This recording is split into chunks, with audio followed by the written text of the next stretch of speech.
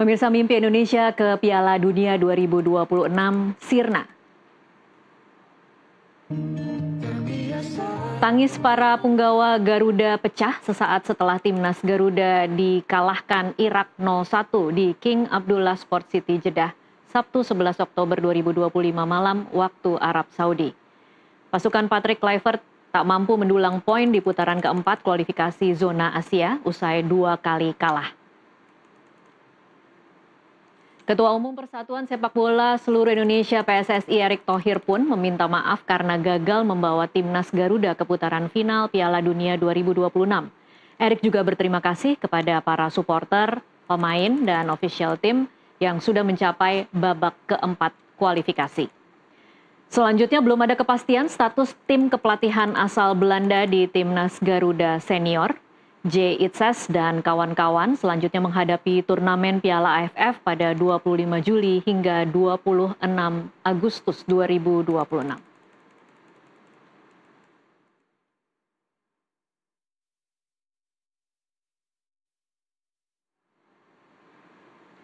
Lantas bagaimana nasib timnas Garuda ke depan? Apakah pelatih Patrick Kluivert tetap akan menjadi pelatih timnas Garuda setidaknya hingga gelaran Piala AFF pertengahan 2026 tahun depan? Kita akan bahas bersama dengan narasumber yang sudah hadir di studio kami sore hari ini, M. Kusnaini alias Bungkus. Selamat sore Bungkus. Selamat sore. Terima kasih sudah hadir di studio kami. Ini kita sudah gagal, sudah sedih berhari-hari, tetapi kita masih harus membahas karena kita harus tahu apa langkah selanjutnya. Indonesia kan kalah, sudah dipastikan tidak masuk ke Piala Dunia. Hasil yang sebenarnya sangat mengecewakan bila kemudian kita mempertimbangkan atau kita menyaksikan bagaimana investasi besar-besaran Bungkus yang terjadi selama 1 tahun terakhir. Betul. Apa catatan Bungkus? Bahkan sebetulnya bukan 1 tahun ya, 2 tahun ya. 2 tahun ya. Sejak kita memulai kualifikasi di putaran pertama melawan Brunei ya, dengan gol Dimas Derajat saat itu. Jadi kita memang membangun sesuatu yang besar sebetulnya untuk mimpi ke Piala Dunia ini. Dan investasinya itu tidak hanya secara finansial, tapi investasi secara sumber daya manusia. Begitu banyak pemain yang kemudian menjadi bagian dari tim ini dalam upaya untuk memperkuat tim ini. Dan itu adalah investasi yang sangat luar biasa, yang tentu publik berharap sepadan dengan hasilnya. Nah sekarang kan apapun yang terjadi kita sudah menerima kenyataan kita tidak lolos ke Piala Dunia. Yang menurut saya sekarang penting adalah bagaimana menyiapkan diri untuk 4 tahun ke depan. Itu yang paling penting. Nah kita tahu bahwa kita ini sebetulnya punya fondasi tim yang sangat bagus ya. Di putaran keempat ini mengapa orang sangat kecewa ya. Ini yang perlu mungkin dipahami. Iya mungkin harus dibikin poin-poinnya. Apa yang membuat sakit hati sekali? Gitu ya. Pertama karena orang yakin bahwa tim sekarang itu lebih kuat. Dibanding putaran ketiga, apalagi dibanding putaran pertama, tim ini jauh lebih kuat. Bahkan sebelum putaran keempat kita sudah punya pemain baru yang namanya Audero, yang namanya Emiliano Jonathan, Mauro Zylstra. Pemain-pemain yang didatangkan sesuai dengan permintaan pelatih dan sesuai dengan kebutuhan tim. Jadi kalau dengan materi yang sama, kita sudah bisa menang atas Arab Saudi di putaran sebelumnya, tentu orang berpikir Arab Saudi lewat nih. Tinggal lawan Irak. Nah lawan Irak dengan pemain-pemain baru ini, kita 2 kali kalah lawan Irak, tapi belum ada nih nama-nama ini. Sekarang dengan ada nama-nama ini, harusnya Irak juga lewat. Kita punya keyakinan yang sangat besar, 2 pertandingan bisa kita menangkan, kita lolos ke Piala Dunia. Saya pikir bukan hanya masyarakat Indonesia, pemain ofisial yang ada di dalam tim itu punya keyakinan yang sama. Karena mereka melihat mereka sudah pernah mengalahkan Arab.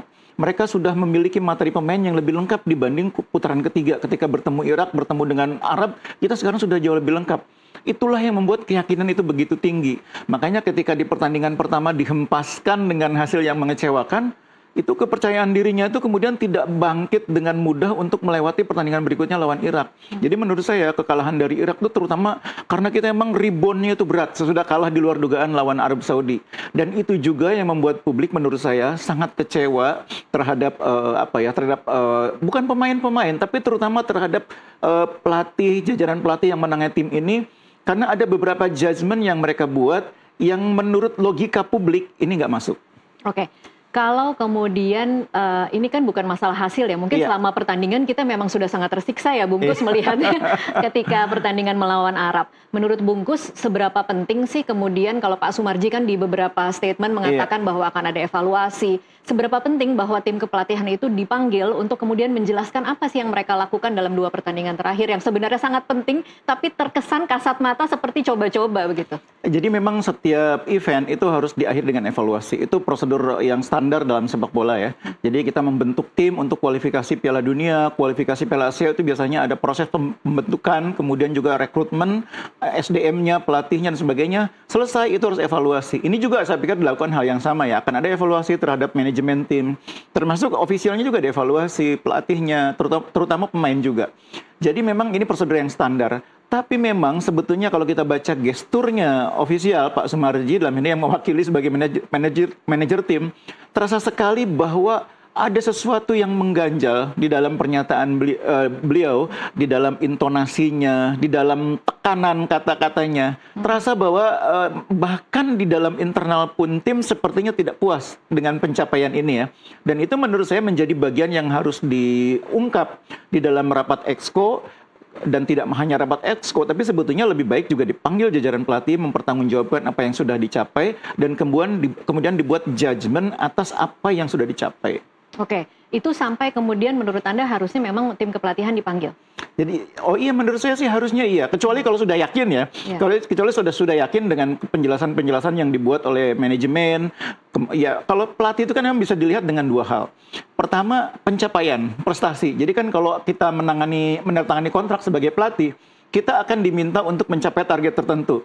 Anda pegang tim ini, target Anda adalah mencapai putaran sekian gitu ya. Atau Anda harus menang sekian puluh % dari sekian pertandingan yang dilewati. Itu sudah ada gitu ya. Jadi begitu itu tidak tercapai, itu sudah bisa dibuat judgement. Tapi bisa juga pelatih tetap dipanggil karena mungkin hasilnya tidak tercapai, tapi ada progres. Secara permainan kita bagus, secara kinerja tim kita bagus. Mungkin hanya kurang beruntung. Nah itu bisa juga misalkan kita mendengarkan masukan pelatih. Tapi semua akan bergantung kepada bagaimana cara kita memahami apa yang dicapai oleh tim itu. Kalau saya melihat dari apa yang dicapai oleh tim ini, mungkin tanpa memanggil pelatih pun saya sudah melihat mereka tidak perform. Bayangkan kita 6 pertandingan resmi ya di luar uji coba bulan September, itu hanya menang 2 kali. 4 kali kalah loh, dan kalahnya itu sebagian besar melawan tim-tim yang bisa dibilang nanti akan jadi lawan-lawan kita kalau kita main di level Asia. Ada Jepang, ada Arab Saudi, kemudian juga ada Australia, ada Irak. Itu kan lawan-lawan yang akan selalu kita hadapi di kualifikasi Piala Dunia, di Piala Asia kan kita akan selalu hadapi mereka. Kalau lawan tim-tim itu masih kalah dan bahkan kalahnya sampai 0-6, 1-5. Ya tentu menurut saya sih tim ini tidak perform. Janji untuk membuat tim ini lebih baik lagi untuk lolos ke Piala Dunia itu kan dasar ketika kita merekrut pelatih yang sekarang. Ya, dan itu bisa ditagih ya Bung Gus? Itu ditagih, dan kalau saya bahkan tanpa harus menagih pun saya melihat mereka nggak mencapai target itu. Tanpa harus menanyakan kenapa. Mereka udah tahu mereka nggak mencapai target itu, tidak sekalipun menang.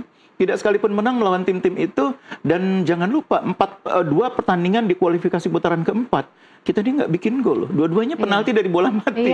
Jadi secara permainan tidak berkembang tim ini dari apa yang dicapai di fase sebelumnya, misalnya putaran ketiga, putaran kedua.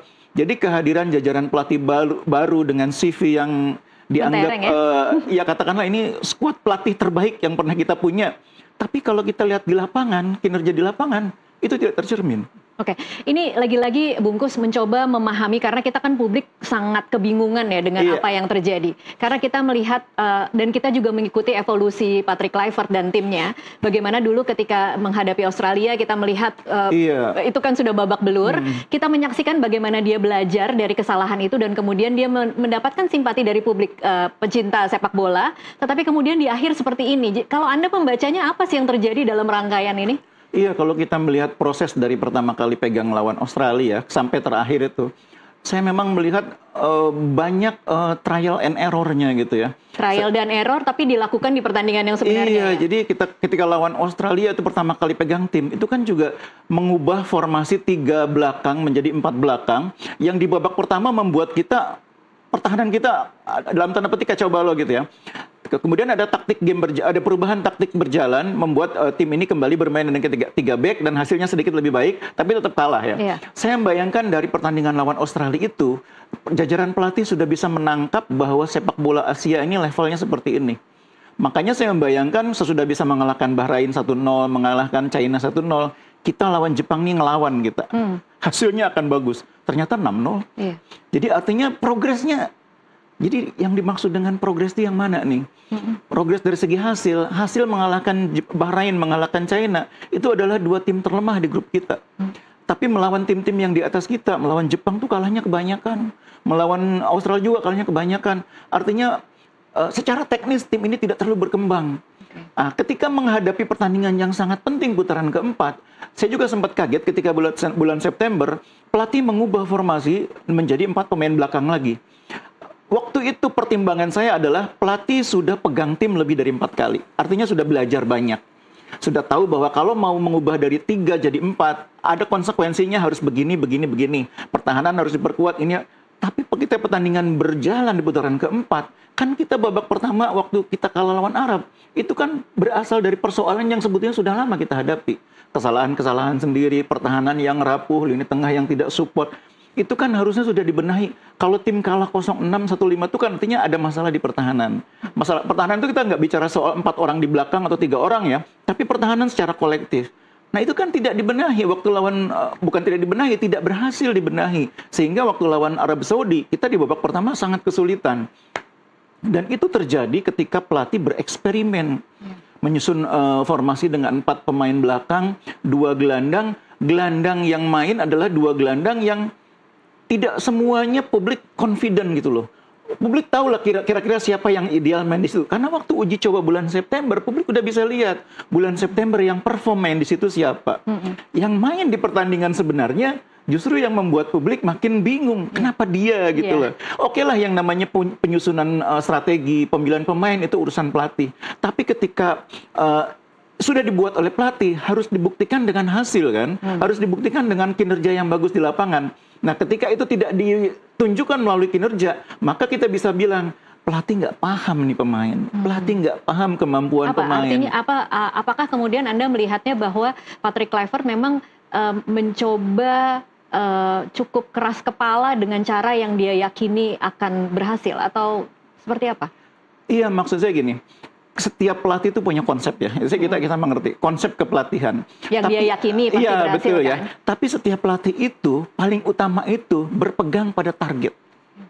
Target dia apa? Saya kalau jadi pelatih, saya ingin bermain total football gitu ya. Filosofi saya itu.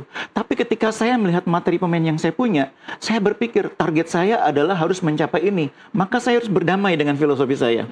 Yang sudah aman itu kita bermain dengan cara begini, maka saya akan memilih itu. Nah, ini yang kemudian terjadi di putaran keempat. Pelatih mencoba mengaplikasikan filosofinya yang ternyata tidak inline dengan hasilnya. Dan itu terjadi setelah pelatih berapa bulan ada di Indonesia. Masa nggak paham dengan situasi itu ya?